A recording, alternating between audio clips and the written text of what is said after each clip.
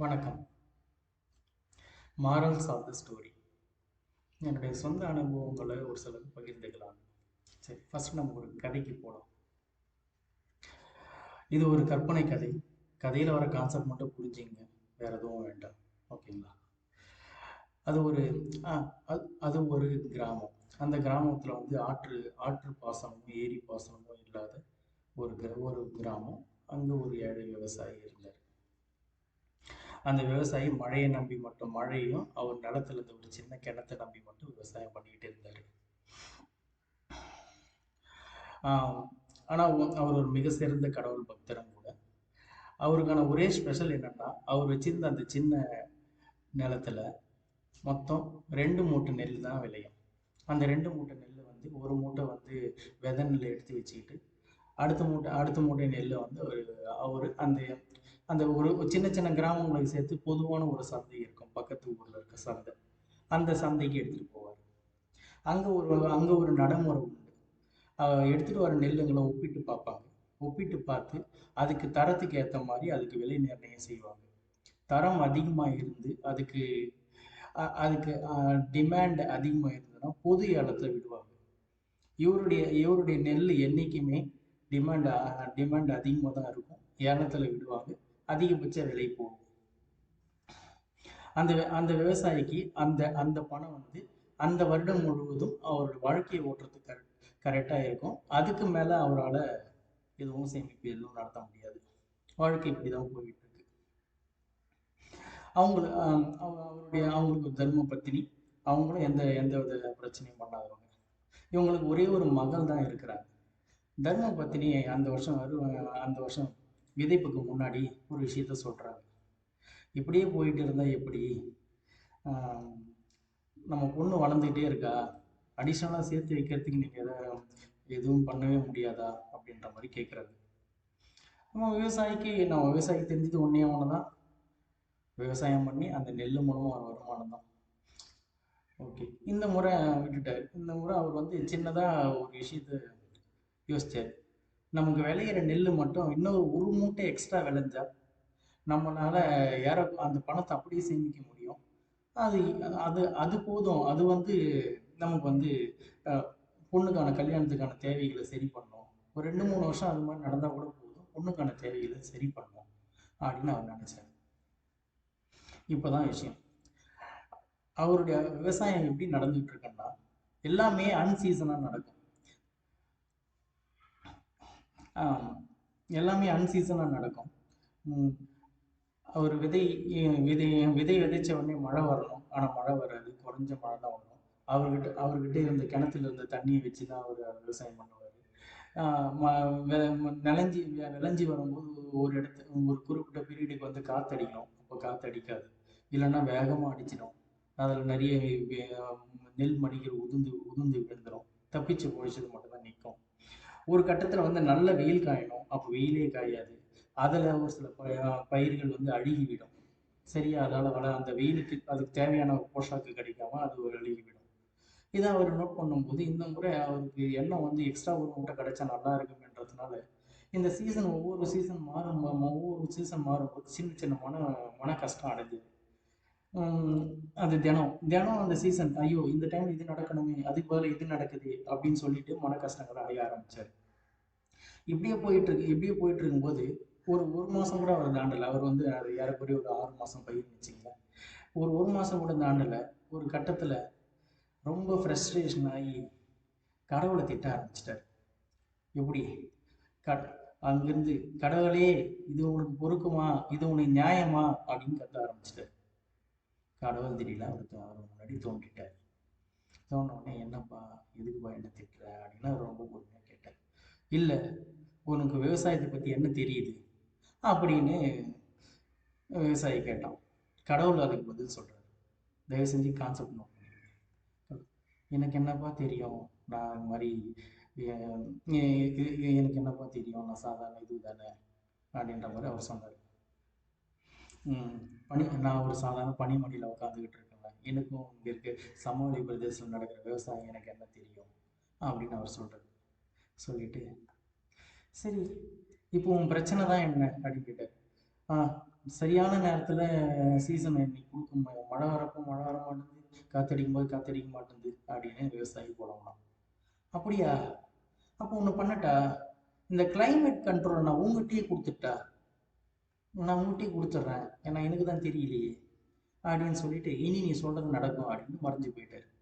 விவசாயிக்கு சந்தோஷம் தாங்கலை, அப்படியே கண்ணீர் விட்டு அழுதுட்டு, இப்போ கரெக்டாக அந்த சுச்சுவேஷன் அவனுக்கு இப்போ அங்கே மழை வரணும்னா மழை வந்தது, இடி இடிக்கணும்னா இடி இடிச்சுது. ஏன்னா இடி மூலமாக நைட்ரஜன், இயற்கையில் இருக்க நைட்ரஜன் மண்ணுக்கு ஏறும், அது முக்கியமான விஷயம்.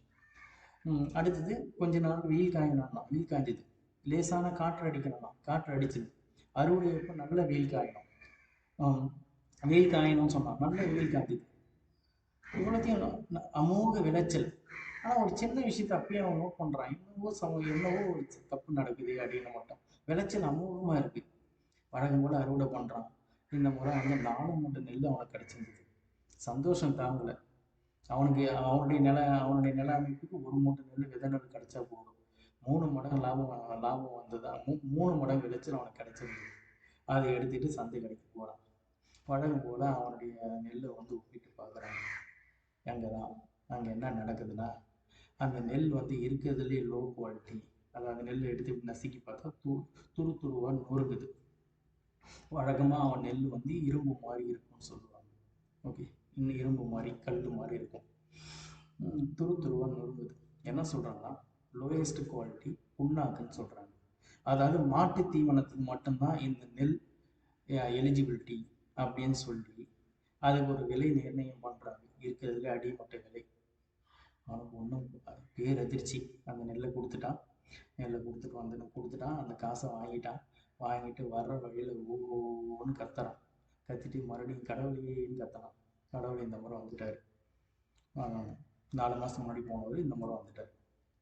என்னப்பா அப்படின்னு வந்த உடனே கடவுள், இவன் பேசுறது முன்னாடி கடவுள் முந்திக்கிறது. கிளைமேட் கண்ட்ரோல் தான் நான் உங்கள்கிட்ட கொடுத்துட்டேனேப்பா அப்படின்னு கேட்டார். கிளைமேட் கண்ட்ரோல்லாம் கொடுத்த, ஆனால் அந்த நெல் இது மாதிரி ஆச்சு. ஓ அதுவா, அதை பற்றி வேணா எனக்கு தெரியும். அது ஒன்றும் இல்லைப்பா, நீ வழக்கமாக விதைக்கும் போது எல்லாமே அன்சீசனாக இருக்கும். அந்த அன்சீசனில் தப்பி பிழைக்கிற நெல் வந்து வீரிய வித்தை இருந்தது. அந்த வீரிய வித்து வந்து உனக்கு எக்கச்சக்கமான வேலை போச்சு.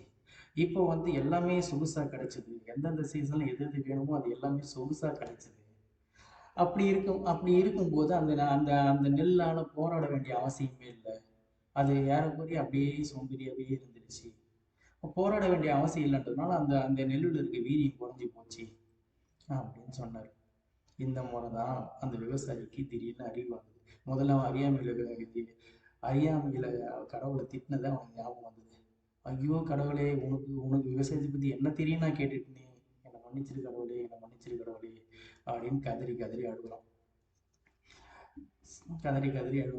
மன்னிச்சிரு கடவுளே, இந்த வாரம் எனக்கு வேணாம் கடவுளேன்னு கதறி அழுதான். கடவுள் திடீர்னு மறைஞ்சிட்டு போயிடுறாரு. அவன் வழக்கமாக விளைவிக்கிற அதே 2 மூட்டை வீரிய வித்து நெல்லோட. வழக்கம் போல் அந்த வீரிய வித்து நெல் அந்த அவன் வீட்டில் ஏற்கனவே வச்சிருந்த அந்த நெல்லாம் எடுத்து உடனே இது உள்ளே கொட்டிட்டான், மாட்டுக்கு கொட்டிட்டு இந்த வீரிய வித்து நெல்லை ஒரு மூட்டையை வீட்டில் வச்சுட்டு ஒரு மூட்டையை சந்தைக்கு கொடுத்து அந்த வருஷம் எடுத்துக்கிட்டான். அடுத்த வருஷம் அவனுக்கு எல்லாமே தெரிஞ்சு போச்சு. அவன் பாட்டுக்கு அந்த ஒரு மூட்டை நெல் எடுத்து விதைக்கிறான். வழக்கம் போல மழை பெய்ய வேண்டிய இடத்துல மழையே பெய்யலை. சிரிக்கிறான். கிணத்துல இருக்க தண்ணி வரையும் இறச்சி ஊற்றிட்டு அவன் பாட்டுக்கு சிரிச்சு சந்தோஷமா இருக்கான். வெயில் காயணும், வெயில் காயலை. காற்றடிக்கணும், காற்று அடிக்கலை. திடீர்னு ஒரு நாள் அடமழை வந்தது, பயிர் முழுகுச்சு. அப்பவும் அவன் அப்படியே சிரிச்சுக்கிட்டே இருந்தான். இதை பற்றி அவன் கவலைப்படவே இல்லை. கொஞ்சம் அக்கம் பக்கத்தில் இருக்காங்க, அந்த அக்கம் பக்கத்தில் இருக்க அவனை பைத்தியக்காரன்னு சொல்ல ஆரம்பித்தாங்க. அதை பற்றி அவன் கண்டுக்கவே இல்லை. வழக்கம் போல் அதே 2 மூட்டை நெல் அவனுக்கு விளைஞ்சது. ஒரு மூட்டையை விதை நெல் எடுத்து வீட்டில் வச்சுட்டு அந்த மூட்டையை சந்தைக்கு எடுத்துகிட்டு போகிறான் அடுத்த வருஷம். இப்போதான் முக்கியமான விஷயம். வழக்கம் போல் அவன் நெல்லை ஒப்பிட்டு பார்க்குறாங்க. வீரிய வித்து பொது ஏலத்துக்கு வருது. வழக்கம் எப்பவுமே அவனை கேட்கறது 4000 வராகன்னு. திடுதிப்புன்னு அங்கே 5000 வராகன்னு ஒரு குரல்.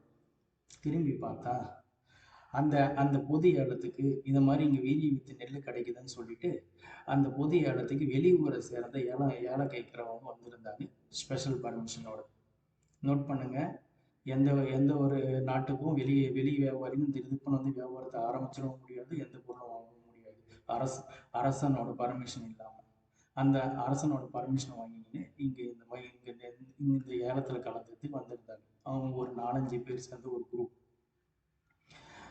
ஏலம் வந்து 5000 தாண்டின உடனே உள்ளூரில் இருக்கும் போட்டியிலேருந்து கொஞ்சம் விளையாடுறாங்க. 6000 வராதுன்னு தாண்டின உடனே உள்ளூர் இருக்கும் டோட்டலாக விளையாட்டாங்க. வந்தவங்களுக்குள்ள போட்டி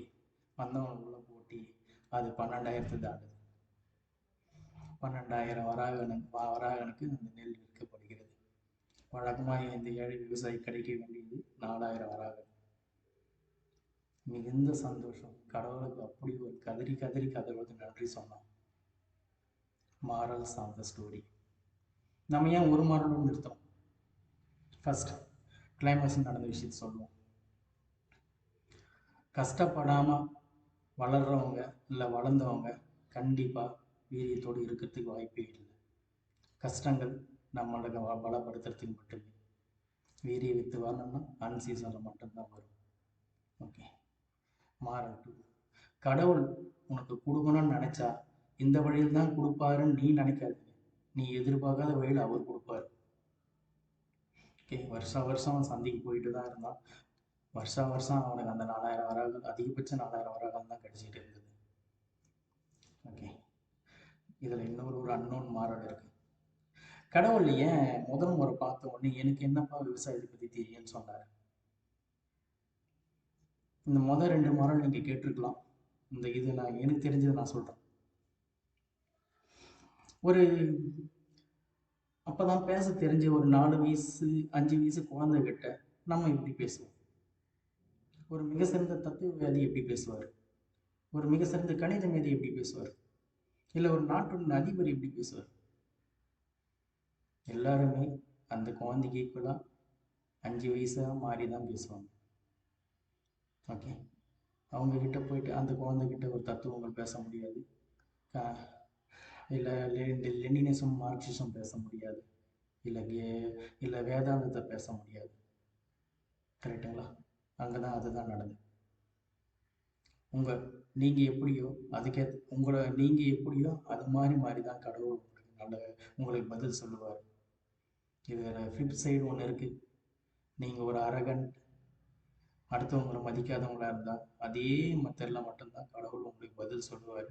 உங்கள்கிட்ட கொஞ்சம் பேசுவார். தயவு செஞ்சு எதிர்பார்க்காதீங்க. விவாதிப்போம். வணக்கம்.